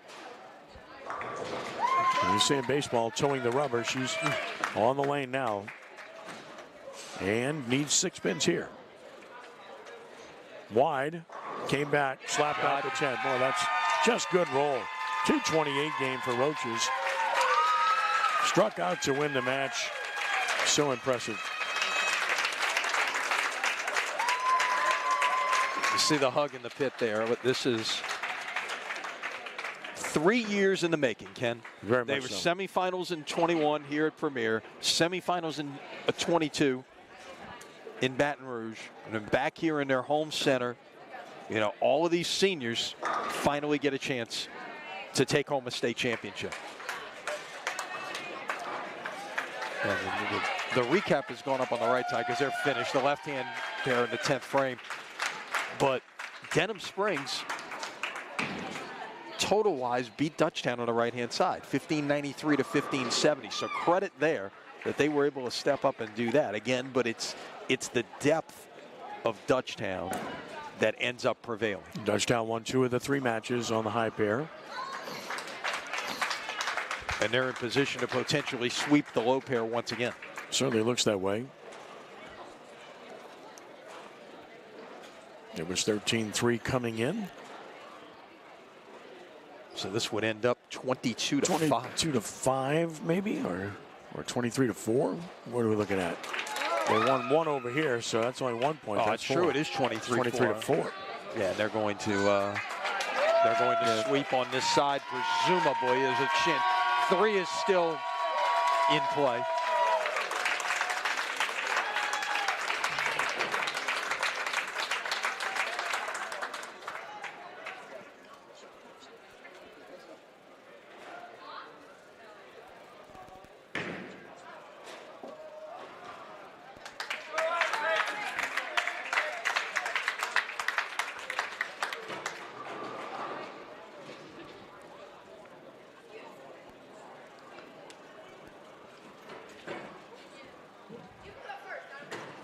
We wind this one down.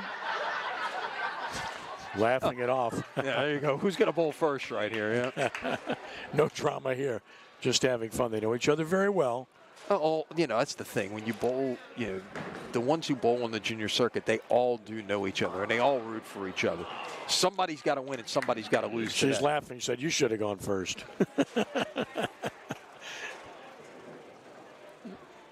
Not the desired leave, of course.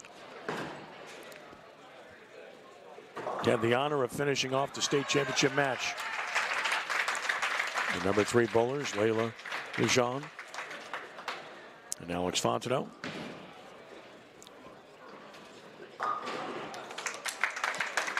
Fontenot finishes up at 136.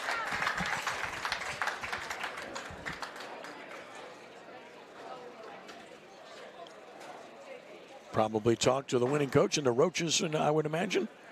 Nice spare.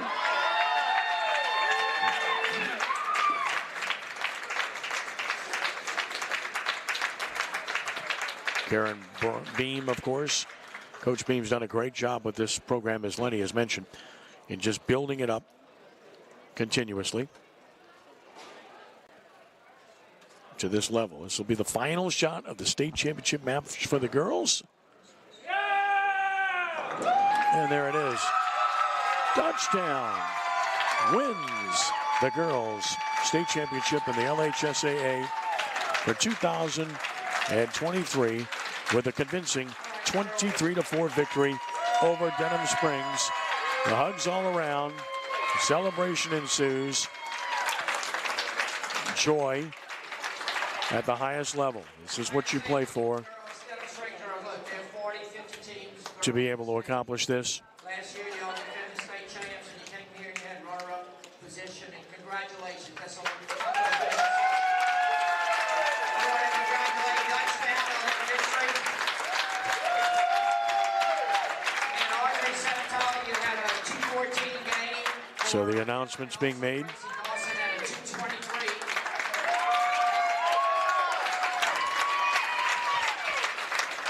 Emily Diaz, you had a 201 game. So again, announcing the high games here. And Lenny Van Gilder is apparently ready. So let's go to Lenny right now. Lenny? All right, we've got the winning coaches here. Karen Beam, Corey Ledet. I know this has been 3 years in the making to get to this point. Is it what you imagined? Absolutely. These girls have worked so hard this year, and they said at the beginning of the year this is really what they wanted. And I said, we're going to work on it.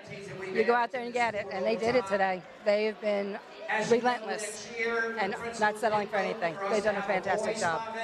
How much did the results of the last 2 years, getting to the Final Four but losing in the semifinals, help just motivate these girls to get ready for today? I mean, I think they wanted to finally get over that hump, and they got over it today. It's a group effort. We bowled 9-10 girls a game, just about every game this season, and it's a group effort, and they showed it today that we could bowl with any girls we got, and we're confident the whole time. So. Now this part is done, and you accomplished something that no one else has done in the state of Louisiana, and that's get your entire 10-player roster qualified for singles tomorrow. You got a chance perhaps to go get the sweep as Ashton Noches is introduced as the outstanding bowler. Well deserved for what she did the entire year and for 3 years, really. Yes, she has been a phenomenal contributor to our team, and this year she really stepped up. She's been a leader. She's been at every practice, helping the girls, coaching them, and I'm going to miss her next year. I really am. Well, the team trophy's about to be handed out. We will let you get back to that. Congratulations on the win. All right. Ken, back to you. All right, Lenny, thank you.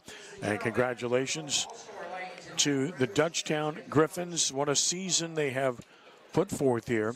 15-0 coming into the semifinals. They finish at 16-0 for the season and winning the LHSAA Girls Bowling State Championship, defeating Denham Springs by the score of 23-4. The trophy's being presented right now, and as Lenny mentioned, Ashton Noches named the most valuable bowler here this afternoon. She earned it all season long. Denham Springs now receiving the LHSAA State Runner-Up Trophy. Well deserved. Whole team will receive that. Should be smiles all around. It was a terrific season.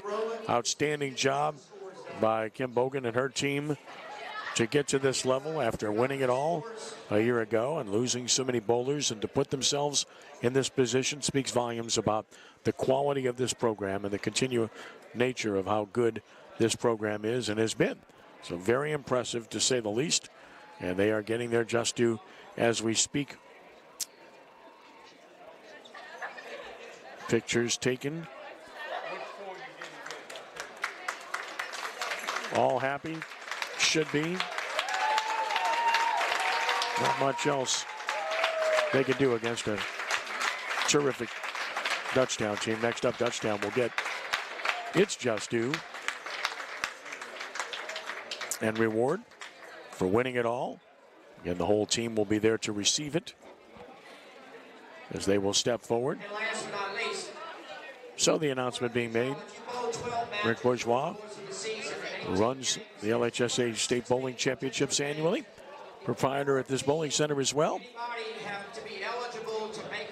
So again, very impressive by Dutchtown to have every bowler qualify for the singles championship. So if you have 10 bowlers times 21 is 210 games. It's only So 6 games to play with. every one of these bowlers that bowls for Dutchtown will bowl in the singles championship tomorrow, which we will have coverage of on CrescentCitySports.com. And we're incredibly thankful to be able to bring this to you, to the LHSA, for allowing us to do so. A reminder that today's coverage on Crescent City Sports is brought to you by the Lamarck Motor Company in Kenner. Lamarck Quick Lane services all makes and models, batteries, tires, oil changes, and more. All done quickly while you enjoy some popcorn. Must be a reason. Thanks to Lamarck Motor Company for the continuous support of CrescentCitySports.com. So Dutchtown now introduced to receive the state championship trophy. Whole team stepping forward, pictures to be taken. So impressive.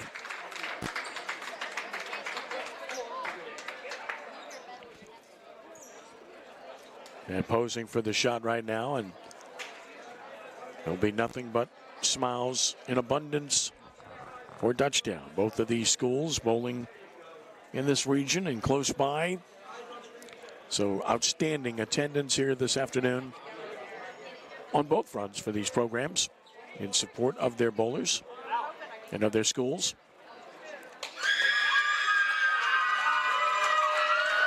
Well done.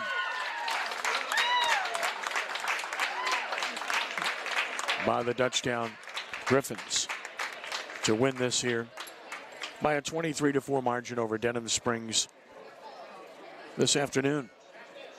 Lenny Van Gilder is getting set to get the MVP. Top average bowler, Ashton Yoches, and we are going to Lenny now. Lenny? All right, with the outstanding bowler, Ashton Yoches. This was 3 years in the making, I know. Is it everything you thought it would be? And more. It was amazing. You know, what did you and your teammates learn from your sophomore year to your junior year to this year, getting one step from the finals, and finally you get not just over the hump and get to the finals, but get to take home a championship? I mean, bowling-wise, more so just to stay in it, make good shots, make your spare, and mentally just to never give up. Now you're headed to Nebraska next year.